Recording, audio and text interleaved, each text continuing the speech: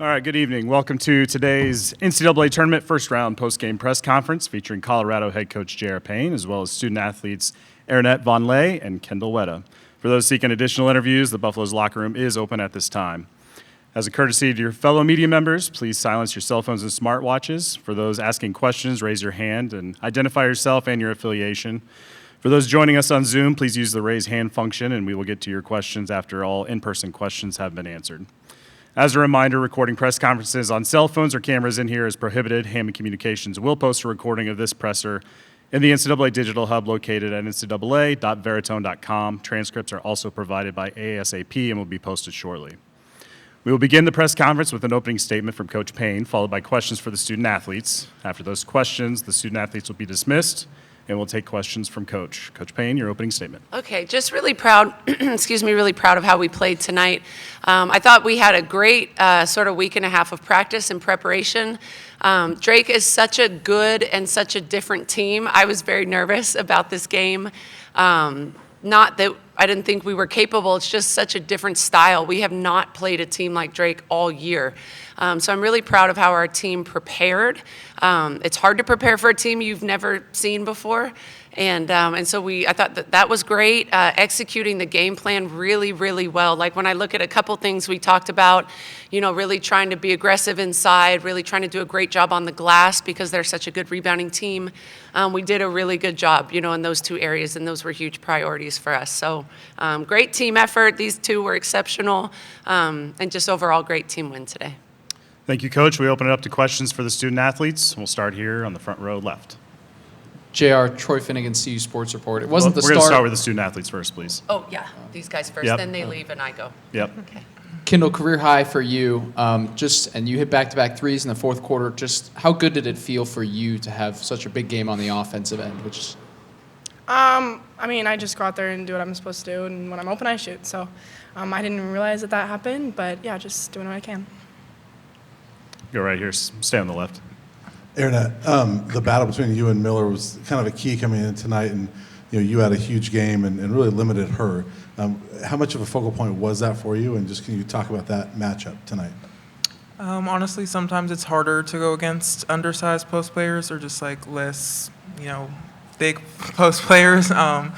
So, they can easily draw charges and stuff, but I just was focused on limiting her touches to avoid getting in foul trouble, and then just being aggressive on offense to take advantage of that mismatch. Go front row right. Luke Zollman, Denver Gazette. Aaronette, Kindyll, what is this experience like coming in as a team that's one of the favorites in the tournament that has a little bit of winning history in this tournament? What's the difference coming into this one versus maybe going into last year's? I don't know if there's much of a difference. I think we just kind of have an expectation for ourselves to perform, and we know we're a good team and we can come out and compete with just about anybody. And so I guess just confidence maybe. Yeah, I'd say the one difference is just we know we're so capable of so much more than what we did last year. So I think we're just even hungrier to make it past the Sweet 16 and just keep advancing. Go third row on the right. Hey guys, Richie Casalino, CBS Sports Colorado. Aaronette, when the game plan is centered around kind of getting the ball inside, then you start having results really quickly in the game. Does it give you confidence as you go forward that, okay, I'm putting up numbers today?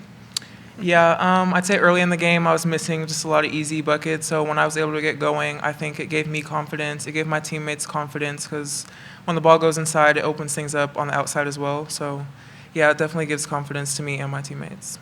Front row left. Kindyll, I know you guys weren't worried falling down 9-0 early, but what attributed that, or what would you attribute that slow start to, and what kind of got you guys rolling? We've had a few games this year where we have started slow, and so it's not really anything new. It's obviously not ideal, but we're comfortable in that spot, just knowing that just because we're down early doesn't mean that we can't come back. Second row in the middle. Patrick Dawson, Scobo Sports.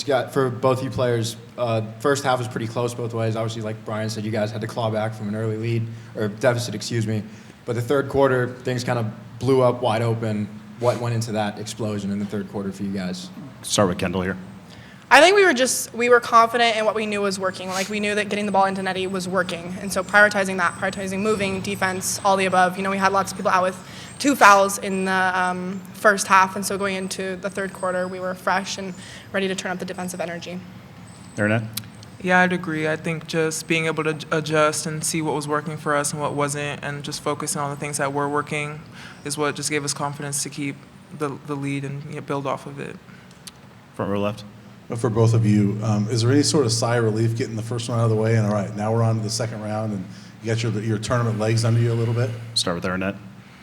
I'd say, yeah, it's nice to get the first one out of the way, but I wouldn't say a sigh of relief. I mean, we still have another game to take care of, and that one is even more important just because we want to get back to the Sweet 16 and go further than we did last year, so we're just focused on the next opponent. Kindyll. I felt like we had a great game, and so just going into the next game, taking this momentum into that game. Any further questions for the student athletes? All right, thank you, ladies. Awesome. Congrats on the Thank you. victory. Thank you.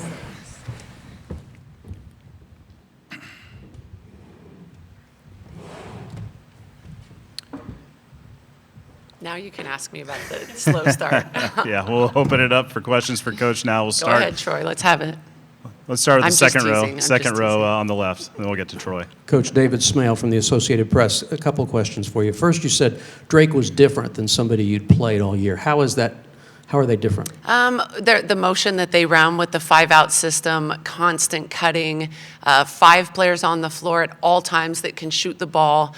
Just the pace at which they play. We have some fast teams, we have some athletic teams, but no one that runs that 5-out continuous cutting, moving, shooting, that's something that's different for us.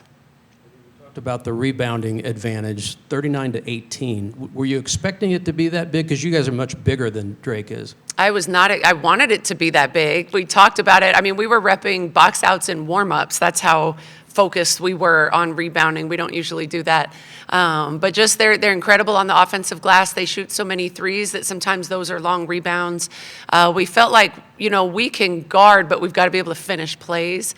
And then also we felt like we could offensively crash. We felt like that was going to be an important factor for us. Almost felt like our size could be an advantage on the offensive end more than the defensive end on the glass. And finally, your thoughts about K-State tomorrow or Sunday. Yeah, I mean, it's funny. We recruited 2 of their best players, and so I know them pretty well. But great team, obviously very well coached, had a lot of success this year. They're very healthy and playing really well. All right, we'll go front row, middle. I think you called the timeout at 11-3, and then you guys came out and scored 10 in a row right away. What were the magic words that they needed? I wish I knew so I could replicate it if we're ever in that situation. No, I think it was really more just to everybody take a deep breath, calm down, let's execute, let's talk defensively, just basic stuff. It's never anything. I'm not the most magical, speaker. We usually just keep it pretty simple. And then it looked like it took you guys a bit to adjust to the tempo, which you said. In the second half, you guys were great defensively. I think they started 1 for 7 in the second half. Yeah. What kind of tweaks did you guys make at halftime to kind of counter their attack? I thought our communication was better in the second half. We talked about that a lot. There were several possessions in the first half. Maybe just a guard screen that we could have switched. Maybe we called it, but the other person didn't hear it, so somebody's wide open under the basket. So we really just prioritized our communication, playing underneath our player, and the team just did a really, really great job second half. Go to the front row right. Luke Zolman, Denver Gazette. Coach, when you say you haven't faced a team and you have to prepare for them in practice, what does that look like when you have to prepare for something you haven't before? I mean, does practice change? What changes when you are facing a new test like that? Yeah, well, because it's kind of hard for us to replicate it because we don't run anything like that. And, back home we had practice players and sort of scout team that was trying, but even they don't know how to do that. So I thought our defensive coach, Coach T, did a great job of breaking down actions rather than trying to have 5 players run a system that we can go against that we don't know how to run. Broke down like parts of their offense, so certain types of screens, certain types of cuts, and we rep that out all week long. So at times we really executed the defensive plan well, especially second half. Go third row on the left. Yeah, Arnie Green from Topeka Capital Journal. Aaronette only played 24 minutes. Was that, with the big lead, was that kind of by design to try to save her a little bit for Sunday, yeah, definitely. Anytime, that we can rest, we try to. But certainly I knew that Drake was very capable of hitting back-to-back-to-back triples and could have been right back in it again. So we were not going to rest, more than one or two if we could. Front row left.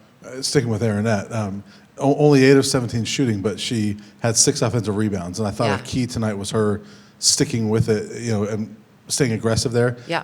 How important was that in that matchup? Was that something you guys talked about, that Miller's going to alter your shot a little bit? You've got to kind of stick with it? We actually did not talk about that. We knew, we saw the film, that she's very long, contests really high, and things like that. But I was really, of all the points and the that we did today, I was really proud of Aaronette's offensive rebounding. Because she missed the first one, it's hard to score over a 6'5" wingspan, but to stay with it and be able to go right back up with it was really, really crucial for us.